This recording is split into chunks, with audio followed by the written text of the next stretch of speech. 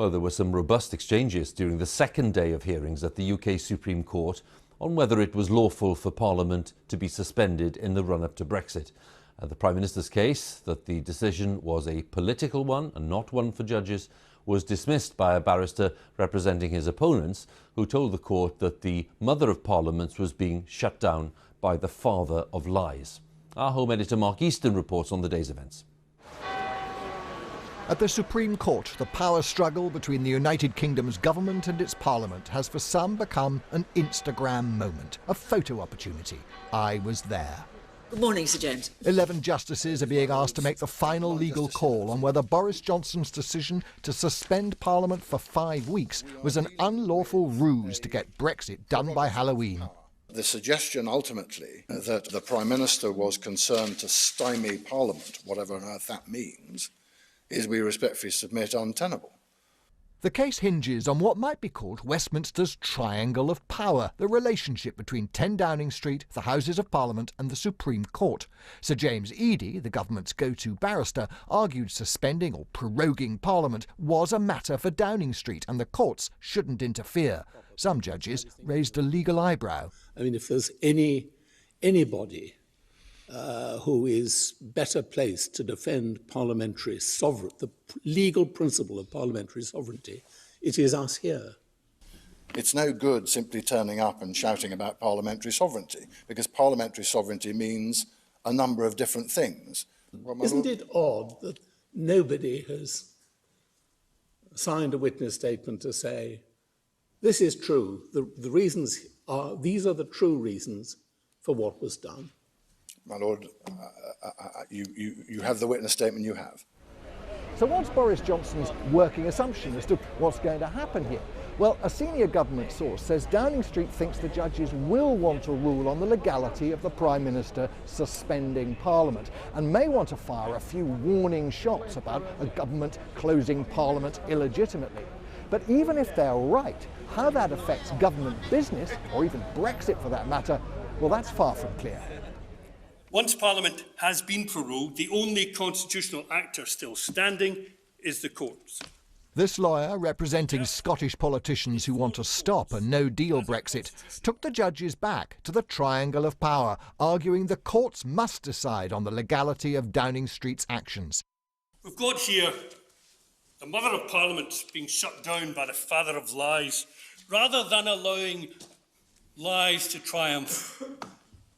Listen to the angels of your better nature. Accusations of lying and dirty tricks inside, aggressive barracking by Brexit supporters outside, as Gina Miller, the Remain campaigner who's challenging the government, left the court. Respect the referendum, Miller! Anger is in evidence. Mark Easton, BBC News, the Supreme Court. Now, the Prime Minister of Luxembourg, Xavier Bettel, has denied that he tried to humiliate Boris Johnson after hosting a press conference without him on Monday. Mr Bettel delivered his statement to journalists next to an empty podium and the Union flag. Speaking to the BBC today, Mr Bettel dismissed allegations that it was a deliberate snub, and he blamed logistical issues. He's been speaking to our Europe editor, Katja Adler. Remember this? Faced by a crowd of anti-Brexit protesters on Monday, Boris Johnson pulled out of a planned open-air press conference in Luxembourg.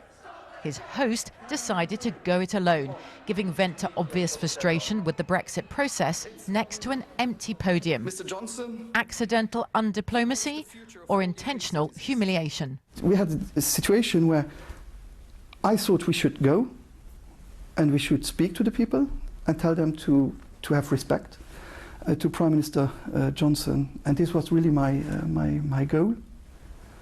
And when I see that people say that I want to blame, I want to humiliate, I have to say that this was really not what we wanted. I think the UK are our partners, our friends. You vehemently deny accusations that this was a planned ambush or a planned humiliation. No.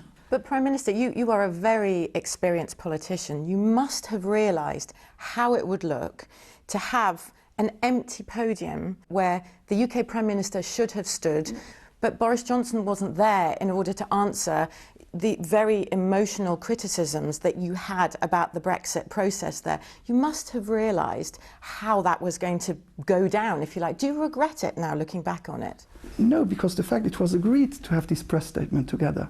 So keen was Mr Bettel to show me why he was unable to meet Boris Johnson's request to hold their press conference inside to avoid the noise of the anti-Brexit demonstrators outside, that he took me on a personal tour of his prime ministerial offices to show me how small the rooms are. And I have no room, press room for 120 journalists. And so to pick just 5 or 10 or 15 and to say that we organised just with them, I think was a problem. Yesterday we even had the United States ambassador to the UK in the argument saying that your treatment of Boris Johnson was evidence of why the UK is right to leave the EU. I'm a friend of the United Kingdom, so the fact that some people have been hurt makes me sad. So let's look at the deal. You did sit here with Boris Johnson. He also sat with Jean-Claude Juncker, the President of the European Commission. President Juncker today described the meeting as friendly and in parts positive. Was that your feeling as well? Despite the kind of, it felt like anger outside, inside, was it a constructive conversation with the Prime Minister? It was a perfect, a friendly, constructive discussions that we had inside.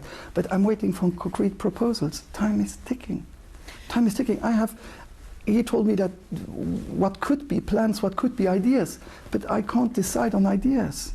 It's going to be, I need legally binding texts. Are you actually going to be able to find a deal by mid-October? When I have concrete proposals, I can tell you. I really would hope that we are able to have this deal and to have also the future relations directly decided, and that in a few weeks we're able to say, they did it. That was the Prime Minister of Luxembourg speaking to our Europe editor, Katja Adler, earlier today.